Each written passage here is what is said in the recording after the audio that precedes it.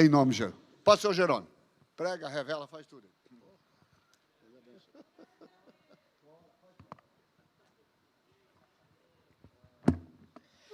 Eu saúdo a todos os presentes com a paz do Senhor.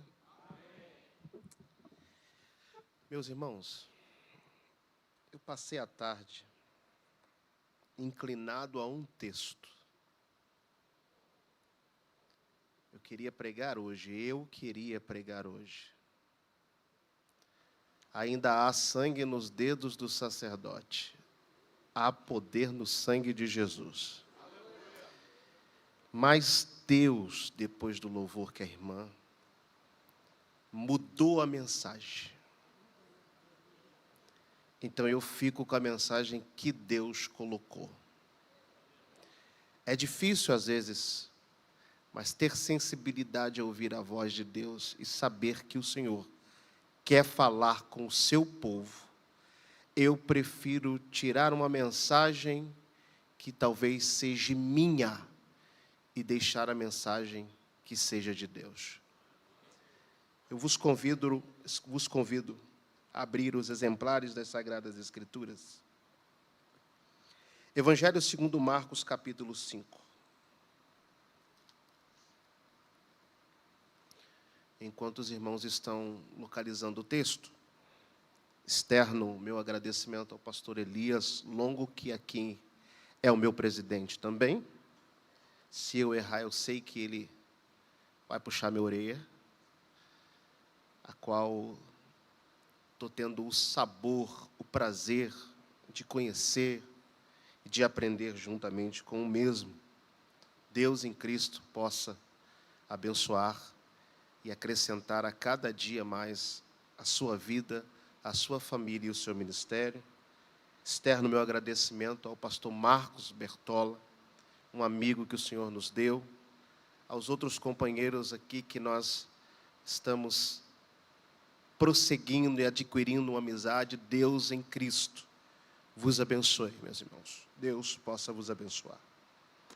Mas vamos àquilo que nos é proposto, Marcos capítulo 5. Eu sei que esse texto é muito corrido, é muito conhecido, talvez alguém possa expressar de cor. Mas eu vou ler a partir do versículo 25 ao 34. Evangelho segundo Marcos, a minha tradução é Almeida Revista e Corrigida, que diz assim: E certa mulher que havia 12 anos, tinha um fluxo de sangue, e que havia padecido muito, com muitos médicos, e despedindo tudo quanto tinha, nada lhe aproveitando, isso antes indo a pior. Ouvindo falar de Jesus, veio por detrás entre a multidão e tocou nas suas vestimentas, porque dizia: se tão somente eu tocar nas suas vestes, sararei. E logo lhe secou a fonte de seu sangue, e sentiu no seu corpo estar já curada daquele mal. E logo, Jesus, conhecendo que virtude de si mesmo saíra, voltou-se para a multidão e disse: quem tocou nas minhas vestes? Disseram-lhe seus discípulos: vês que a multidão te aperta e dizes: quem me tocou? E ele olhava em redor para ver quem isso fizera.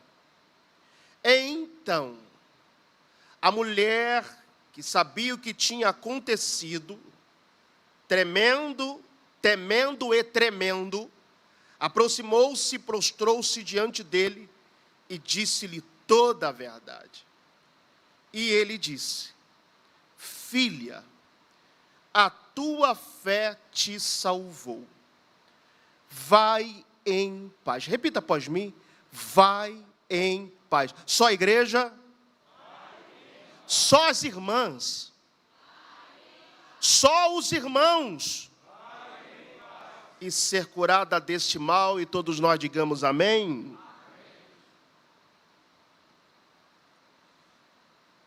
Nós temos 4 evangelhos que relatam a biografia acerca de Jesus. Evangelho segundo Mateus, evangelho escrito para os judeus convertidos, cuja temática, Jesus é o Rei. Evangelho segundo Lucas, dentre os mais de 40 escritores, é o único escritor não judeu, gentil, conhecido em Colossenses 4:10 como o médico amado. Tem a temática de Jesus, o Deus divino humano.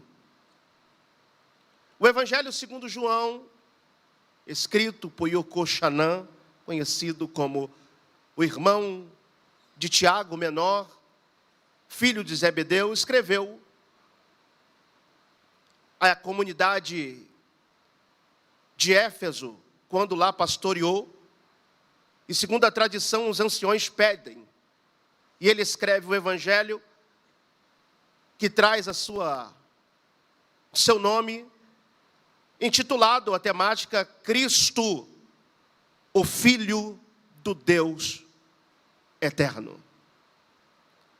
Mas o Evangelho segundo Marcos, eu tenho um apreço, eu tenho uma particularidade nele, porque Marcos, segundo a tradição, ele aparece no capítulo 15, após aquela recorrência de pegarem Jesus, aquele jovem invóluto a um lençol. A tradição diz que tiram aquele lençol e aquele jovem é Marcos, cuja sua mãe era uma Maria, mencionada em Atos 10:10, como também Atos 13:13. A Bíblia descreve que esse Marcos, ele tem um sobrenome, João, a qual é descrito em Colossenses 4 como sendo primo, dependendo da sua tradução, ele de sobrinho de Barnabé. A história diz que ele se converte na pregação de Pedro em Atos capítulo 2, e ele é descrito em 1 de Pedro 5:13 como sendo filho na fé. Então Marcos, ele tem uma particularidade em apresentar o Evangelho, e segundo a tradição é o primeiro dos 4 a ser escrito. Dentre isto, ele apresenta Jesus como sendo o servo. Mas ele não apresenta Jesus somente como sendo servo do aspecto de servir, mas apresenta Jesus sendo servo que tem autoridade. Por exemplo, no capítulo 1 ele apresenta Jesus sendo servo, mas o servo que tem autoridade sobre os demônios. No capítulo 2, ele apresenta Jesus sendo servo, mas sendo servo que tem autoridade sobre as enfermidades. No capítulo 3, ele apresenta Jesus como servo, mas sendo servo que tem autoridade sobre o sábado. No capítulo 4, ele apresenta Jesus sendo servo, mas o servo que tem autoridade sobre a tempestade, dizendo para ela se aquietar e se calar. No capítulo de número 6, ele apresenta Jesus sendo servo, mas sendo servo que tem autoridade sobre a lei da física, que ainda passeia sobre as águas e que tem autoridade de levantar Pedro e dizer não temas. Mas no capítulo 5 ele apresenta Jesus como sendo o servo que tem autoridade sobre a vida e sobre a morte. No capítulo 5, Jesus está voltando de Gadara. Gadara fazia parte das 10 cidades além do rio, chamada Decápolis.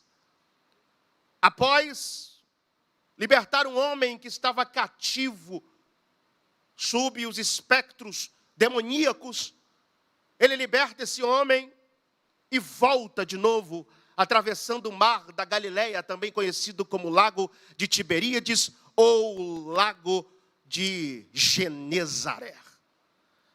Ao chegar às margens, a Bíblia descreve que a multidão sempre acompanhava em ocasiões específicas e estava no aguardo de Jesus. O texto revela que dentre esta multidão tem uma personagem diferente. Um personagem que carrega o peso e uma nomenclatura de autoridade dentre a cultura e a religião judaica. Segundo o capítulo 9, a partir do versículo 18 de Mateus, a Bíblia chama ele de chefe. Mas se você for a Lucas 8:40, a Bíblia chama ele de principal. Quando no capítulo de número 5 e o versículo 22 de Marcos, chama ele de um dos principais da sinagoga, nome Jairo. Sabemos que o judeu não se curva, mas Jairo entende quem Jesus é e se prostra aos seus pés, com o seguinte clamor, rogando que ele fosse à sua casa, pois a sua filha estava moribunda. A palavra grega para moribunda é próxima de morte, senão já morta. E o rogo de Jairo era que Jesus fosse à sua casa e impusesse as mãos sobre ela, para que ela fosse curada e vivesse. O versículo subsequente, do versículo 24, a Bíblia descreve que Jesus vai com ele. E acontece o que a gente chama em hermenêutica de parênteses. Porque há uma história primária sendo narrada, a história de Jairo. Mas, ao decorrer, acontece uma história secundária. Uma história de uma mulher que estava sofrendo durante 12 anos. Diga-se de passagem, que esta mulher que estava há 12 anos, a filha de Jairo também tinha quase 12 anos. Então, a título de aplicação, parece que não. Mas a história dos senhores estão interligada à minha história. Porque parece que eu estou passando aqui entregando uma palavra aleatória. Mas afinal de contas, quando Jesus entra na minha e na sua vida, as nossas histórias são parecidas. Porque o mesmo Jesus que te libertou, também me libertou. O mesmo Jesus que te salvou, também me salvou. O mesmo Jesus que entrou na sua casa, também entrou na minha casa. O mesmo Jesus que está operando na minha vida, também há de operar na nossa vida. A realidade é que as nossas histórias parecem não ter nenhum contexto e fundamento, mas quando se liga Jesus, a nossa história estão interligadas. E o texto descreve que quando Jesus passa, entra a narrativa de uma mulher que tinha um fluxo sanguíneo durante 12 anos. Cientificamente, o nome desta enfermidade é hipermenorreia ou hipermenorragia. Dentro do ciclo menstrual de uma mulher que tem a sua normalidade de 2 até 7 dias, acontece uma anomalia, acontece um conflito entre o metabolismo e os hormônios, a qual daquilo que deveria perdurar-se durante 2 a 7 dias, acontece uma disfunção. O que era para ser interrompido passa a ter continuidade.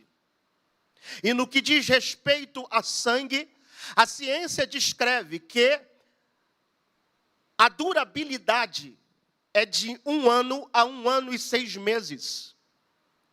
Ao sofrer esta patologia de hipermenorreia ou hipermenorragia, a pessoa só tem 1 ano a 1 ano e meio de vida. Porque após isso, uma anemia profunda passa a estar em curso. Não havendo a recomposição de hormônios e de sangue, não pode continuar vivendo.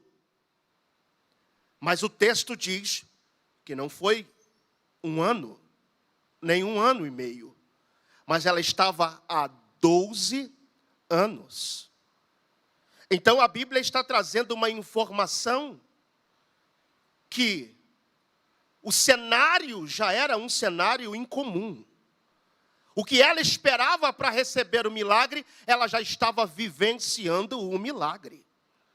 Então aquilo que talvez você esteja esperando para acontecer, o cenário já está demonstrando. Já era para ter morrido, mas não morreu.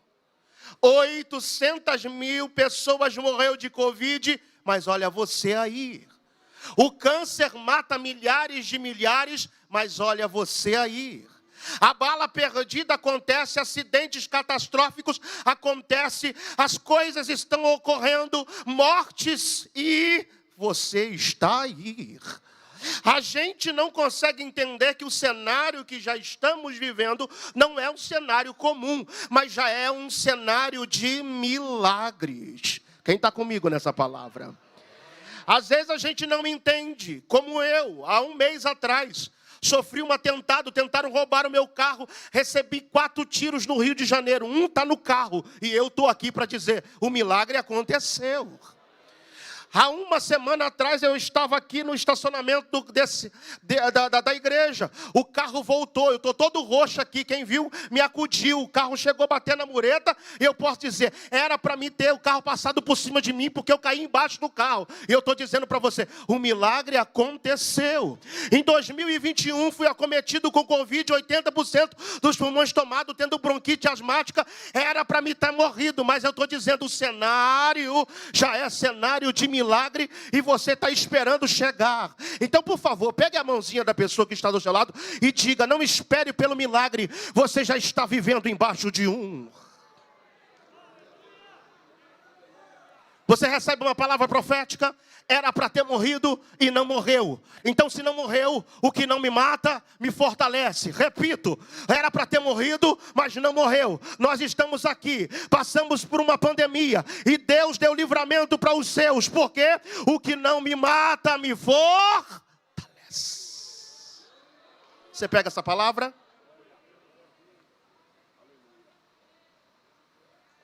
Já estava vivendo embaixo de um milagre. Existe o segundo ponto. A doença não matou. Porém, segundo o texto de Levítico, capítulo 15, versículo 19 ao 25. Eu peço a sonoplastia, se puder colocar, me ajude. Levítico, capítulo 15, versículo 19 ao 25. Por que eu disse Levítico 15, a partir do 19? Porque do versículo 1 ao 18 é um fluxo sanguíneo, mas de conotação sexual. Mas o que diz respeito a essa mulher, agora vem a lei. Levítico 15, 19 diz assim, mas a mulher, quando tiver o fluxo, e o seu fluxo de sangue estiver na sua carne, estará 7 dias na sua separação, ou seja, dentro da normalidade do ciclo menstrual. Continua a narrativa. A qual que tocar, e qualquer que tocar, será imundo até a tarde. E tudo aquilo sobre o que ela se deitar durante a sua separação será imundo. E tudo quanto se assentar será imundo. E qualquer que tocar a sua cama, lavará suas vestes e se banhará com água e será imundo até a tarde. Ou seja, ninguém podia tocar nem nela, nem aonde ela se deitasse, nem aonde ela sentasse. E qualquer que tocar alguma coisa sobre o que ela estiver assentado, lavará suas vestes e se banhará com água e será imundo até a tarde. 23. Se também alguma coisa estiver sobre a cama, será imundo. Continua. 24. E se com efeito qualquer homem se deitar com ela, e a sua imundícia estiver sobre ele, imundo será por 7 dias. Isso está tratando principalmente do ciclo menstrual. Continua. Também a mulher, quando manar o fluxo de seu sangue por muitos dias fora do tempo da sua separação, ou seja, a hemorragia sanguínea. Toda a cama sobre o que se deitar todos os dias de seu fluxo ser-lhe-á como a cama de sua separação. E toda coisa sobre que se assentar será imunda. Então agora vinha a lei. A doença não matou, mas vinha a lei. A lei era, no período da separação, está imunda. Mas ela continua ainda pior. Porque duas enfermidades removiam a pessoa do ciclo social. A lepra e o fluxo sanguíneo. Então ela era retirada primeiro do seu ambiente familiar. Porque o esposo, não coabitando com ela, automaticamente ele deveria denunciar ao sacerdote. Isso está no versículo 13. Perdão, capítulo 15, versículo 30. A primeira parte. Porque havendo o processo de resgate, então o sacerdote oferecerá para expiação do pecado e o outro para o holocausto. Ou seja, se após o processo houvesse a vitória, o sacerdote apresentaria e declararia ela pura. Mas até então, havia denúncia para o sacerdote. Então ela tinha que ser removida do seu ciclo familiar, cultural e religioso. Só que ela pediu para ficar doente? Ela desejou ficar doente? Ela provocou ficar doente? E é sobre isso que eu vou pregar. Quando as guerras nos escolhem. 12 anos não são 12 dias. Então, quando a guerra escolhe alguém, independentemente, você vai ter que vivenciá-la. Você vai ter que prová-la. Ninguém vai viver no seu lugar. É você que terá que viver o processo. Só que o processo não é fácil. Mas o processo aperfeiçoa.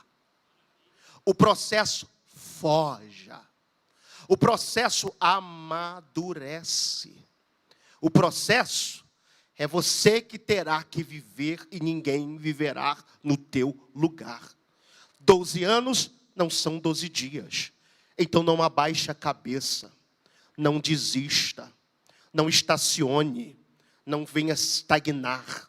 Não venha se entristecer. Pelo contrário, saiba viver este processo. Saiba viver este tempo. Saiba viver esta fase. Mas viva esta fase, entendendo que o seu cenário não é um cenário comum.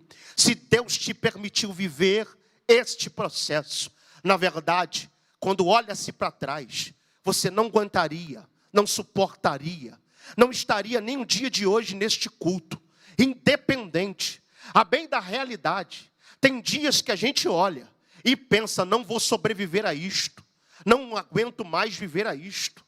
Mas a realidade, que Deus está tão presente conosco, porque se a gente olhar para trás, a gente não cegaríamos nem um dia de ontem, mas olhando para hoje, a gente já passou uma semana, já passou 3 dias, já passou 24 horas, e nós ainda estamos de pé. Ainda estamos dando glória misturado com aleluia. Ainda estamos envergonhando o diabo. O diabo está dizendo, é hoje. E Deus está dizendo, tu ainda tem força. Deus está provando para o diabo que aí dentro tem a sua melhor versão. Deus está provando para o diabo que aí dentro não tem alguém que está de mimimi. Alguém que está olhando para os cantos da igreja e procurando somente um subterfúgio para poder desistir e para largar tudo. Mas aí dentro tem alguém que está no meio desse processo, nesse processo de guerra, que não entrou até mesmo sendo alguém anônimo, mas quando sair, vai sair um guerreiro. Entrou até sem nome, mas vai sair uma guerreira. Entrou até alguém que estava vivendo qualquer jeito e de qualquer forma, mas o processo te alimentou de uma tal forma, que quando alguém agora olha para você, não vê alguém comum, mas vê alguém que está vivendo o processo de Deus, olhando para o autor e consumador consumador da tua fé, dizendo: eu suporto, eu estou aguentando, porque até aqui me ajudou o Senhor. Por isso que 12 anos não são 12 dias, mas daí vai sair a sua melhor versão. Não para, não desista, continue guerreando, continue lutando, porque a Bíblia tem várias terminologias, vários textos que prova que o crente vive no aspecto de guerra. Primeiro, entendendo que o nosso Deus é Deus de guerra. Em Êxodo 15:3, a Bíblia diz que o Senhor é varão de guerra. A Bíblia diz em 1 Samuel capítulo 1, versículo 3, que o nome dele é Jeová Sabaote, o Senhor dos exércitos. A Bíblia diz que as armas das vossas milícias são poderosas em Deus. A Bíblia diz que nós devemos agradar aquele que nos alistou. A Bíblia está dizendo que nós temos um campo de batalha, por isso que devemos se revestir de toda a armadura de Deus. Então crente vive na guerra, crente vive na batalha, mas nós sabemos quem é o nosso general, a gente sabemos quem é que entra na peleja com a gente, e maior é o que está conosco do que aquele que está no mundo. Quem é, pastor Jerônimo? É o Rei dos reis e Senhor dos senhores. Você não está sozinho nessa peleja.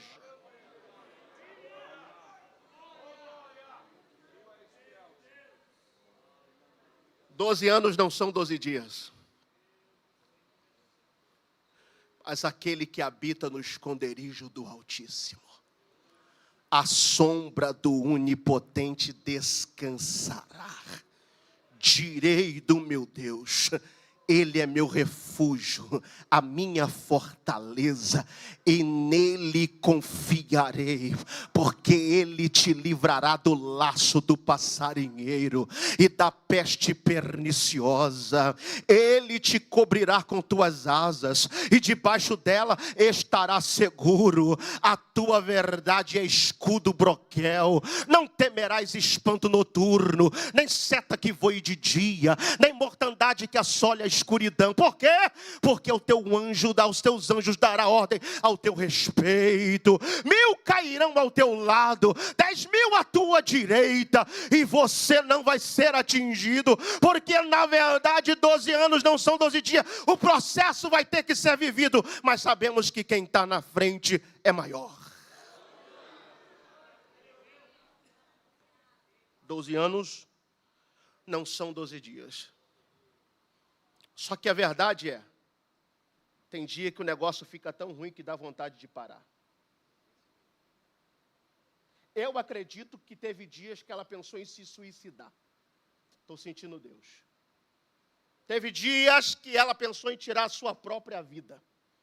Teve dias que ela disse: é hoje o meu último dia.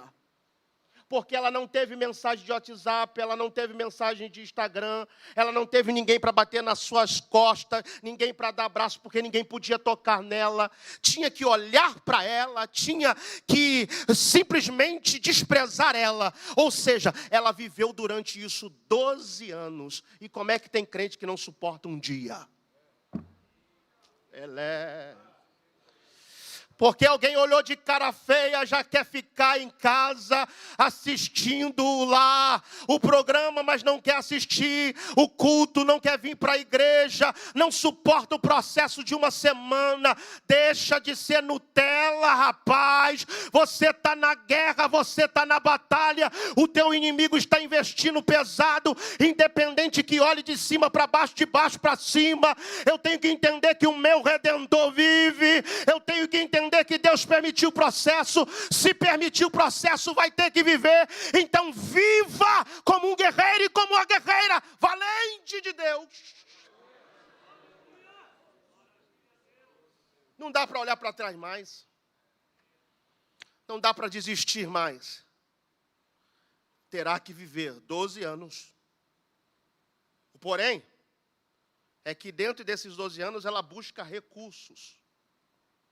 Médicos. Dentro desses 12 anos, ela busca tudo que podia buscar. Eu sei que o desespero tem hora que nos faz recorrer aos recursos humanos. ao jeitinho brasileiro. Mas vai ter que viver o processo. E diz o texto que ela vai viver o processo de 12 anos até um dia. Quem? Não sei. Sei a receita. A receita, versículo de número 27. Aqui está a receita. Ela não ouviu mensagens antropocêntricas. Que você é o tchutchuco de Jesus. Que você é o centro das atenções. Não, ela não ouviu isso. A Bíblia diz que ela ouviu uma coisa no meio desta batalha. Ouvindo falar de Jesus. A realidade nossa é essa. Que a gente fala de muita coisa. E o que mais tem que ser falado é sobre Ele. Porque você não veio aqui me ouvir. Você veio ouvir Jesus. O centro das nossas atenções, Jesus. O cabeça da igreja Colossenses 1,18, Jesus. Rocha inabalável, inamovível, Jesus. Quem faz?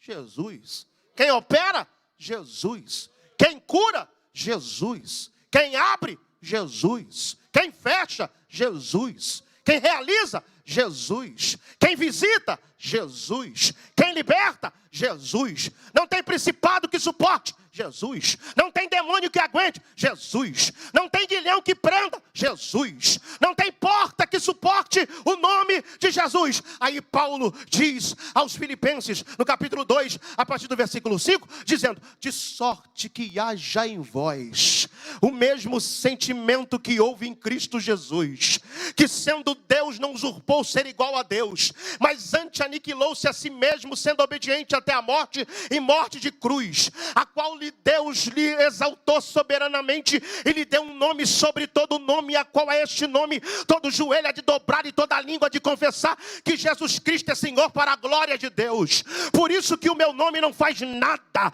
por isso que o nome dos senhores não tem poder de fazer nada. Aqui o nome que está sobre todo nome, aqui o nome, o renome, aqui quem tem, quem faz ainda é Jesus. Quando a igreja entender que Jesus ainda é Jesus, a gente vai compreender a verdade do Evangelho. Filosofia é muito bom. Metodologia argumentativa, muito bom. Oratória, retórica, é muito bom. Argumentações, frases de efeitos, isso é maravilhoso. Mas a verdade, o que indigna, o que levanta, o que sustenta, o que renova, o que restaura, o que prende, o que aviva, o que anima, o que alegra, o que transforma, ainda é o nome de Jesus. O nome de Jesus é sobre todos os nomes e na verdade esse Jesus não mudou. Por isso que a gente tem que falar menos da gente e mais de Jesus, porque Ele deve aparecer. Ele é o centro das nossas atenções. Ela não ouviu falar de outro nome. A Bíblia diz, ouvindo falar de Jesus. Quando o nosso sermão sair, historiador, quando o nosso sermão sair, toda a argumentação humana e entrar mais Jesus, vai ter mais efeito.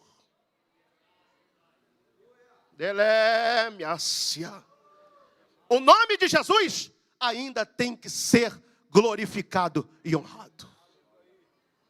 Eu caminho para o término por causa da hora.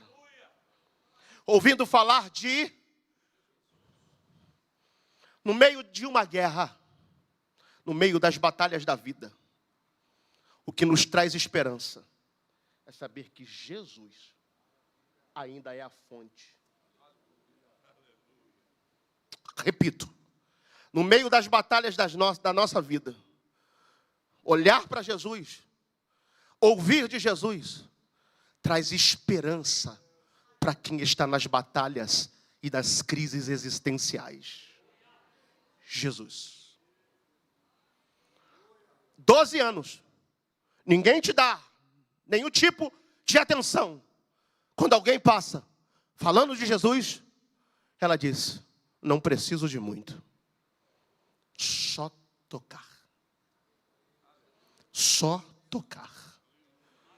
12 anos lutando, um nome coloca qualquer um para cima.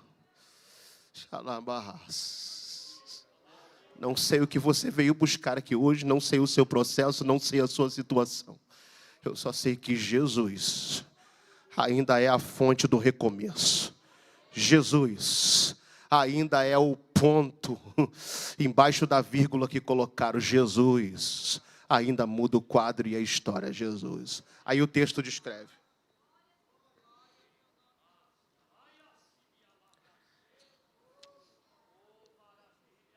Mente de pregador é fértil. Não estou aqui inalando heresia de forma alguma. Mas contextualizando, eu penso que se existisse um hino que ela pudesse cantar naquele momento, imagino eu, seria assim: te adorar é o que sustenta-me de pé. Eu não vou perder a guerra.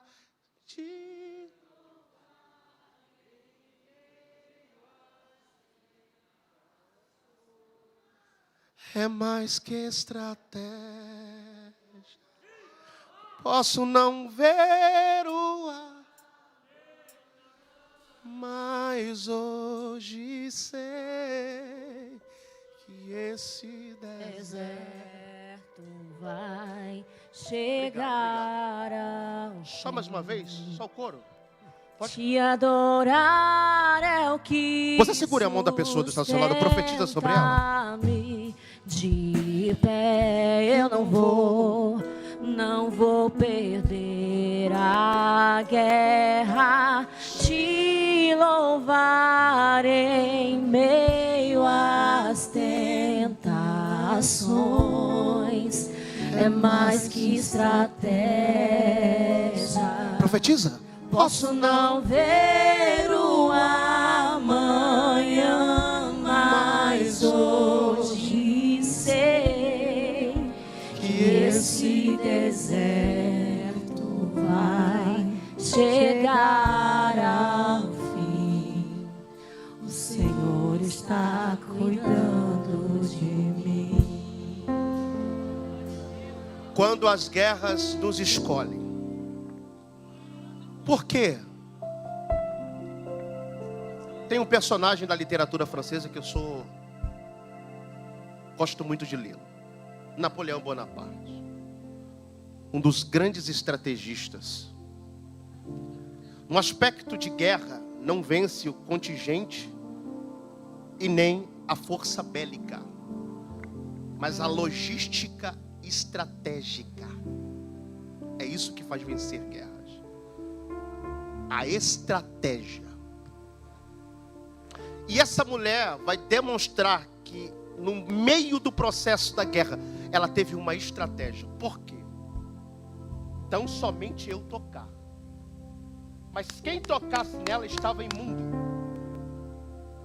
Então automaticamente ela tem que ter a consciência: se eu for pela frente, vão se esquivar de mim, ninguém vai querer me tocar. Então ela precisa ter estratégia. Qual estratégia? Por detrás. Porque não importa por onde venho, se o meu alvo continua sendo Jesus.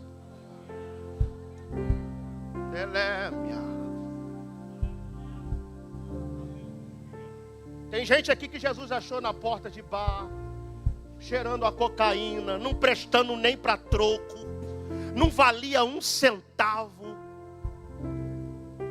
Mas Jesus não achou você? Porque se alguém tivesse que cantar aqui, poderia cantar: você não vale nada, mas Jesus ama você. É verdade, é você. Mas ela teve estratégia, pastor Elias. Eu preciso tocar. Se for pela frente, ninguém vai me querer. Então, por detrás.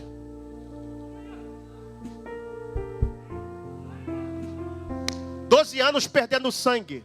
Automaticamente o seu corpo não tem a vitalidade, seu corpo não conseguia ficar de pé. Automaticamente ela não tinha substância, vitalidade. Mas quem aceita buscar Jesus tem força para você. Se tu veio buscar Jesus, tem graça para você. Se você veio buscar Jesus, tem vida para você. Se você veio aqui hoje buscar renovo, tem renovo para você. Eu estou sentindo Deus. Se você veio hoje com vontade de buscar a pessoa de Jesus, você não vai sair de mão vazia. Se veio, receba pelo nome de Jesus. Termino.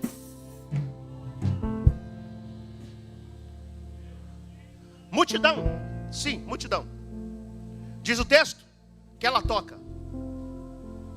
Todo mundo sabe disso. Saiu de dínamos ou dunamis, poder de Deus real em ação. Eu sei. Só que você não sabe de uma coisa. O ministério de Jesus baseava-se tecnicamente na seguinte forma: para cura. Senhor, filho de Davi, tem misericórdia de mim. O que queres que eu te faça? Pergunta. Quero ficar curado. Seja. Não sou digno que entre embaixo do meu telhado. Sim. Declara-me uma palavra. Eu declaro. Pergunta e resposta. Qual pergunta essa mulher fez? Pastor Melquisedeque, sabe qual é a realidade? É que a multidão que entra nos cultos só entra. Só quem tem a maior necessidade não precisa nem pedir, é só tocar.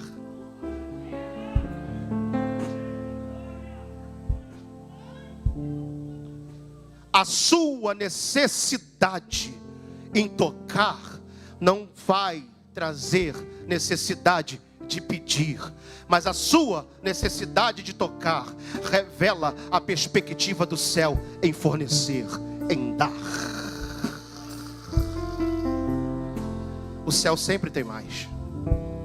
O céu sempre tem mais. Será que você recebe essa palavra? Eu estou caminhando para o tema. O céu sempre tem mais. 3 dias na escola bíblica, você recebeu demais. Mas no meio dessa chuva só veio quem precisava mesmo. O céu tem mais.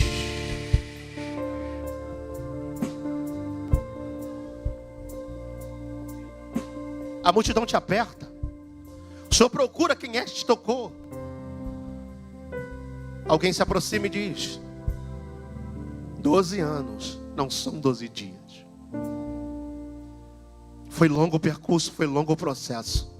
Doeu, mas eu fui forjada. Eu fui amadurecida. Estou saindo. Secou a fonte, secou. Filha, vai em. Só pode viver em paz quem estava vivendo. Só pode viver em paz quem estava vivendo. Essa guerra tem 1 hora para terminar. Essa batalha. Pastor Elias, pode botar a igreja sobre os pés, por gentileza?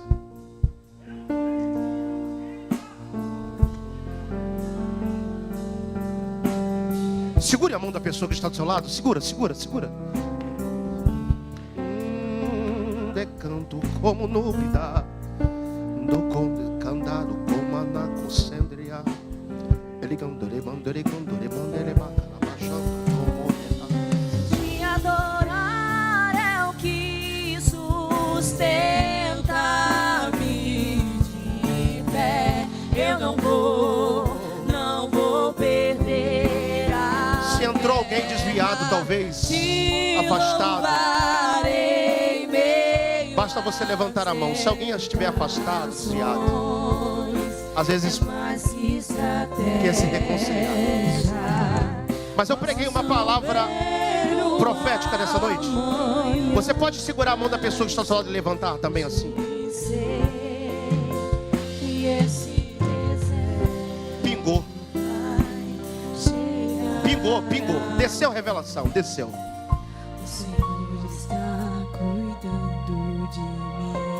Você não vai parar. Você não vai parar. Soldado ferido tem pasta de figo para suas feridas hoje. Você não vai parar. Soldado ferido, Deus sabe das suas crises e seus segredos. Hoje tem renovo para casa. Demina como não, dando com descer. Receba de Deus hoje. Tu não vai desistir, tu não vai parar. Vamos vencer juntos. Eu não disse que no meio dessas guerras, pastor Marcos Bertola, não vai haver cicatrizes, não vai haver marcas das guerras. Não disse isso. Eu disse que a gente não vai perder a guerra. Tu está entendendo? Tu não vai perder a guerra. Tu não vai perder a guerra. Tu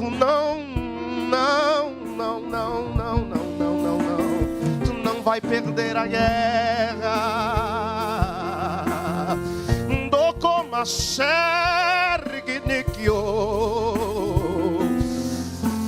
Deus abençoe sua vida. Deus abençoe a sua vida. Deus abençoe grandemente.